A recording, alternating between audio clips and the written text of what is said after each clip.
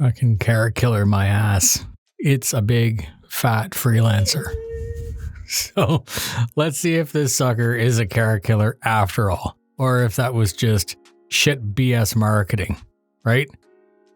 Hello YouTubers, this is the noobifier. It's Wednesday, the 8th of December. CIG took our questions from Spectrum and produced a long-awaited Q&A, which I have linked in the description. But I'm going to save you some time by going over it like I usually do, so let's begin. The most upvoted question, in my opinion, was also the most obvious, as it was clearly stated in the document that we received. However, what materials can the Odyssey refine, and does the refined material go straight into the fuel tank, or does it go into a cargo bay? The Odyssey can refine quantanium and hydrogen into fuel.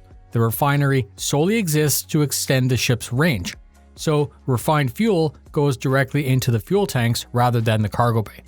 And they don't plan to add any sort of gameplay where you could take ore from somewhere else and process it. So mining from the mining station gets collected from the tractor station and into the refinery station to become fuel in the fuel tanks. It's not a mobile refinery for mining operations. The Odyssey does not have any specialized scanners or dedicated rooms within to make it a better scanner, so no mapping rooms or other specialized gear such as the Carrack.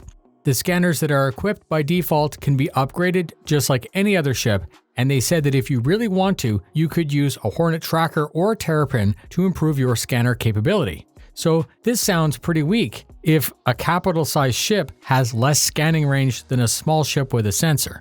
They said that unlike the Carrack, the Odyssey has a more generalized focus to gameplay, which will give it overall utility, but it does lack cargo size, modularity, jump point scanning, jump point mapping, the repair facilities, the jump computer, the drones, and the extra hull armor. It will be able to refuel any ship that can land in its hangar bay. They said that the mail slot on the front is actually fine, and you can see out of it quite well due to its overall scale. It will offer a nice panoramic view for anyone that's standing on the bridge. They gave us a big list of ships that can park inside to include Avenger, Eclipse, Gladius, Sabre, Arrow, Gladiator, Hawk, Hornet, Hurricane, Terrapin, Defender, Mustang, Buccaneer, Herald, Prospector, 100, 300, Aurora, and the Blade.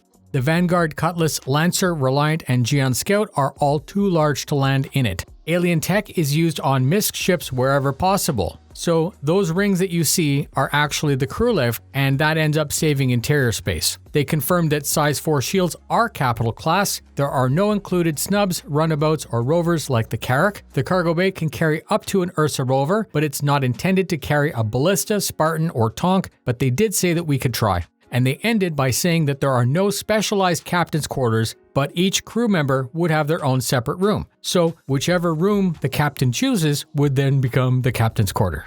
And that's it. Can you tell me if you're disappointed with the general utility nature of this Explorer? It's not really an Explorer so much as it's just a really big freelancer, or at least that was and remains my impression of it. I still have my Carrack for all of the reasons that I bought it for. I plan to make money by moving cargo with it and charting space. So comment your comments in the comments and share the video because it's important for people to know exactly what to expect when they bought this ship. Thank you very much for spending your time with me. Fly safe, and I'll see you in the verse.